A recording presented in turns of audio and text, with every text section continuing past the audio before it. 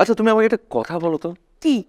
এই যে তোমার 2.5-6টা ব্রেইন, তাও আবার যেটা অকার্যকর, তারপরেও এই সায়েন্সের মতো এরকম একটা কঠিন সাবজেক্ট নেয়ার এই যে অখাদ্য শতাব্দীর সব থেকে বাজে পরামর্শটা তোমাকে কে দিয়েছিল? আমার বাবা মা।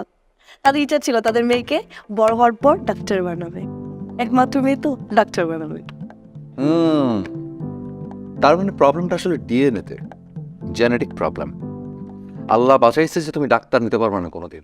ডাক্তার হলে দেখা যেত অপারেশন করার সময় কিডনি অপারেশন করতে গিয়ে লিভার খুলে নিয়ে চলে আসতে।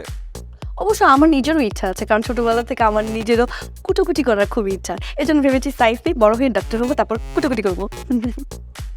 এই ব্রেন নিয়ে বড় জোর আলু পটল চিচিঙ্গার আমার মন নিয়ে কাটাছেড়া করা যায়, অঙ্গ প্রত্যঙ্গ না। ঠিক আছে? শোনো, don't underestimate the power of a beautiful woman. বলো বিউটি উইদাউট ব্রেইন। আমি যতক্ষণ আছি ততক্ষণ এই কান ধরে তুমি দাঁড়িয়ে থাকবে, ঠিক আছে? মনে থাকবে? না, থাকবো। আঙ্কেল! এরপর বেশি তেড়িবেড়ি করলে একদম মুরগি বানিয়ে রাখবো। এরপর কি? ছি ছি ছি ছি, 17 ফেল।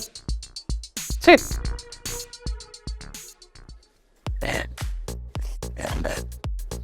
কি রে, কি ব্যাপার? তুই কি কান্না করতেছিস নাকি কান্না কান্না ভাব নিয়ে আসিস? বুঝতেছি না। আরে কিসের কান্না কান্না ভাবতে আছি? তুই বুঝতেছিস আমার ভবিষ্যৎ কি অবস্থা? আমি আমার ভবিষ্যৎ পুরো অন্ধকার দেখতেছি। কতদিন পরে কি হবে জানিস? আমার এই চোখের পানি আর নাকের পানি এক হয়ে মহাসমুদ্র হয়ে যাবে। কেন, কি হয়েছে তোর? আচ্ছা, আঙ্কেল কি তোকে তোর কোনো অপছন্দের ছেলের সাথে বিয়েটি ঠিক করছে? সেটা করলেও তো ভালো হতো, সেটাও তো করে নাই। এখন আমার আব্বা কি করছে জানিস? আমার জীবনে একটা ভিলেনের আরবি ভাব আনছে। সেই ভিলেনটা আমার লাইফটা তিলে তিলে হেল করে দিবে পুরা। মানে কি, বুঝলাম না তো কিছু। এত কিছু বুঝতে হবে না তোর। সেই কখন থেকে সিরিয়ালের মতো পেঁচাচ্ছিস? কি হয়েছে, আসল ঘটনাটা তো খুলে বলবি নাকি? আরে বাবা, বাসে একটা হোম টিচার আনছে।